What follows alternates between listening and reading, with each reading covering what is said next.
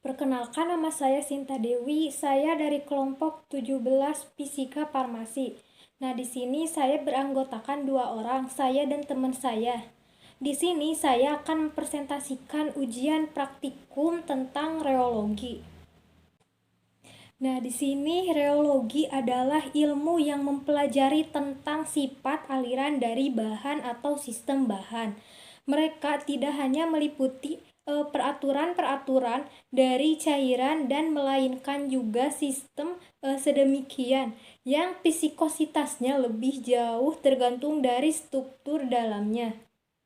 Nah, di sini ada sifat-sifat reologi dari sistem farmasetika yang dapat mempengaruhi pemilihan alat yang akan digunakan untuk memproses produk tersebut dalam pabriknya. Nah, di sini lebih-lebih lagi tidak adanya perhatian terhadap memilih alat ini yang akan berakibat atau diperolehnya hasil yang tidak diinginkan. Nah, di sini paling tidak dalam karakteristik alirannya.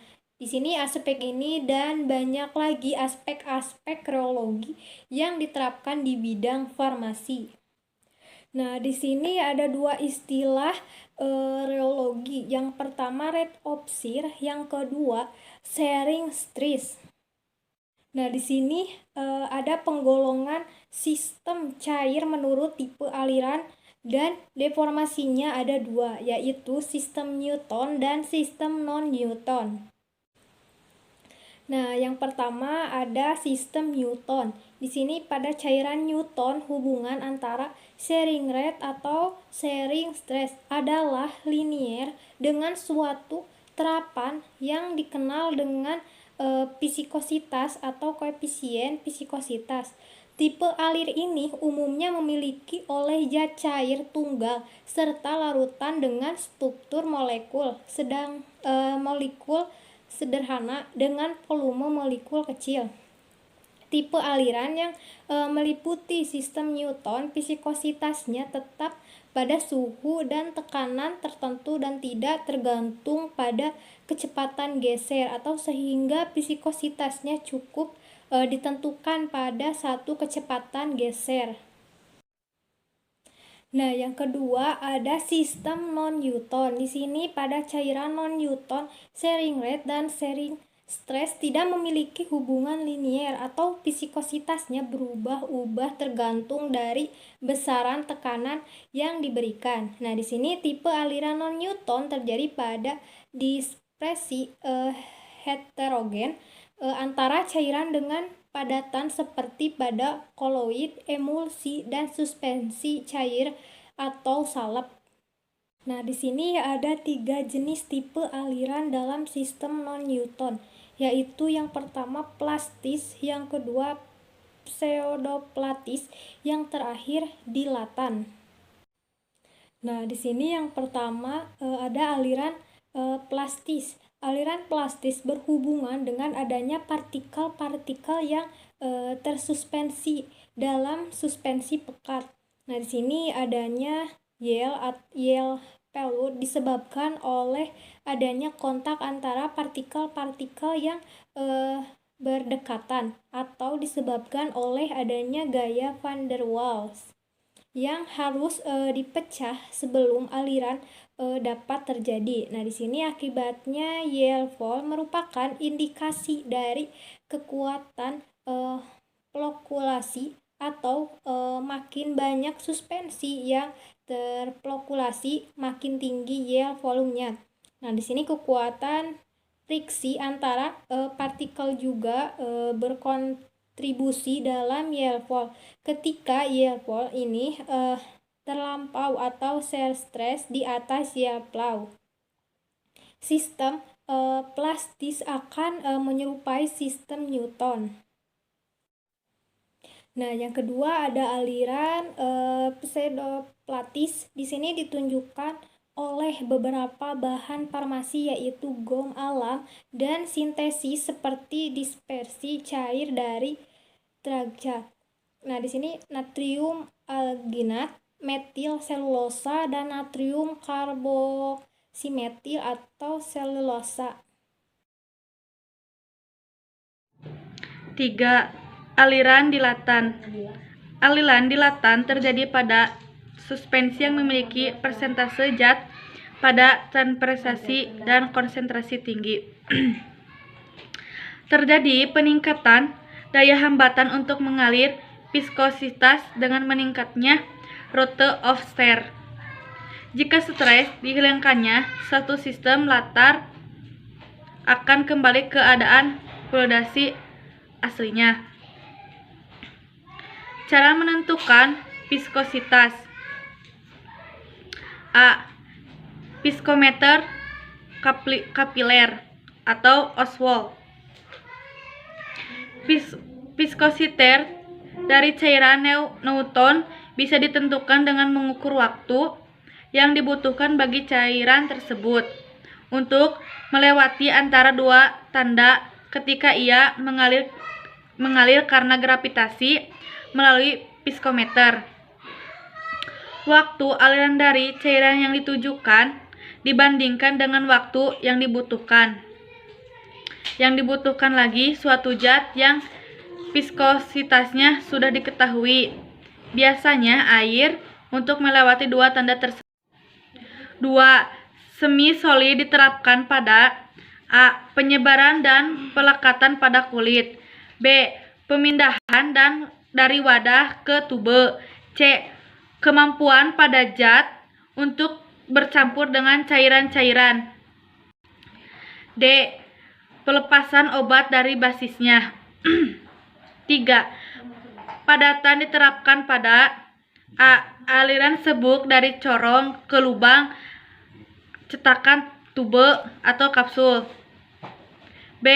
Pengemasan serbuk atau granul. Dan keempat, pemrosesan diterapkan pada A. Kapasitasi produk alat. B. Efisien permosesan. Sifat reologi dalam emulasi.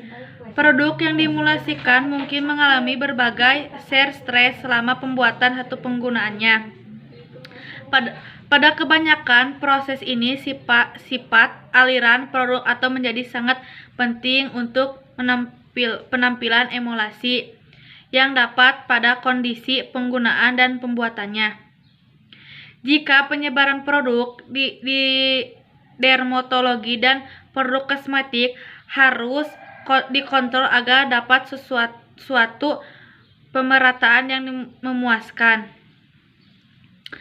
Aliran emulasi parenteral melalui jarum endodermik, pemindahan suatu emulasi dari botol atau tube, dan sifatnya dari suatu emulasi dalam berbagai proses pengaliran yang digunakan dalam pembuatan produk ini secara besar-besaran menunjukkan perlunya karakteristikas aliran yang tepat. Sifat reologi dalam semi-solid. Pembuatan salep farmaseutis dan krim kosmetik menyadari adanya keinginan untuk mengontrol konsentrasi bahan non-Newton. Instrumen yang paling baik untuk menentukan sifat-sifat reologi dalam semi-solid ini di bidang farmasi adalah viskrometer, putaran rotational picometer. Untuk analisis semi-solid yang dibentuk emulsi dan suspensi digunakan convex viskometer.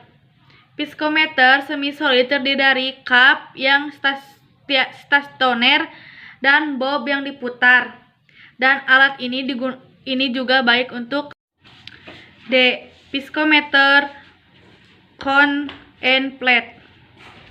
Cara memakainya adalah sampel ditemukan di tengah-tengah papan, kemudian dinaikkan hingga posisi di bawah kerucut. Kerucut digerakkan oleh motor dengan bermacam kecepatan dan sampelnya digeser dalam ruangan sempit. Antaranya papan yang didiam dan kemudian kerucut yang berputar. Penerapan reologi dalam farmasi. 1. Cairan dapat diterapkan pada A. Pencampuran. B. pengurangan ukuran partikel dan sistem-sistem dispersi dengan share. C. Melewatkan melalui mulut, penuangan, pengemasan dan botol. Perawatan. D. Perpindahan cairan. E. Stabilitas fisik sistem spasi. B. Miskometer Hopler. Berdasarkan hukum Stokes, pada kecepatan bola maksimum terjadi keseimbangan sehingga gaya gesek, gaya berat, gaya Archimedes. Prinsip kerjanya adalah melindungi bola yang terbuat dari kaca melalui tabung gelas yang hampir berisi zat cairan yang diselidiki. Kecepatan jatuhnya bola merupakan fungsi dari Rexburg sampel. C. Piskometer, cup, dan bob. Prinsip terjadinya simpel geser dalam ruangan antara dinding luar dari bob dan dinding dalam dari cup, di mana bob masuk bersisi di tengah-tengah. Kelemahan piskometer ini adalah terjadinya aliran sumbat yang disebabkan geseran yang tinggi sepanjang keliling bagian tube, sehingga menyebabkan konsentrasi. Penurunan konsentrasi ini menyebabkan bagian tengah zat yang ditekan keluar hambatan. Hal ini tersebut aliran sumbat. Sifat reologi dalam suspensi. Viskositas dari suatu suspensi apabila mempengaruhi pengendapan dari partikel-partikel. Zat terdispersi berhubungan sifat-sifat aliran dari suspensi dicocokkan dalam bila produk tersebut dituang dari botol. Dan kualitas menyebar dari cairan Lotio. Bila digunakan untuk suatu bagian permukaan yang akan diobati, pertimbangkan reologi juga penting dalam pembuatan suspensi. Sifat reologi dalam emulasi. Produk yang diemulasikan mungkin mengalami berbagai stres selama pembuatan atau penggunaannya. Pada kebanyakan proses ini sifatnya aliran produk akan menjadi sangat penting untuk menampilkan emulasi yang tepat pada kondisi penggunaan dan pembuatannya. Jadi, penyebaran produk dermologi dan produk kosmetik harus dikontrol agar dapat suatu sifat aliran pada serbuk bulk agar monolog dengan cairan Newton menunjukkan aliran plastik dalam kadang-kadang dilintasi partikel dipengaruhi oleh gaya tarik-menarik sampai derajat. Oleh karena itu, serbuk bisa jadi mengalirkan bebas atau melekat. Dalam pengertian khusus yaitu ukuran partikel, porositas, dan permataan, dan kehalusan permukaan. Sifat-sifat dari zat padat yang menentukan besaran interpeksi partikel-partikel tersebut.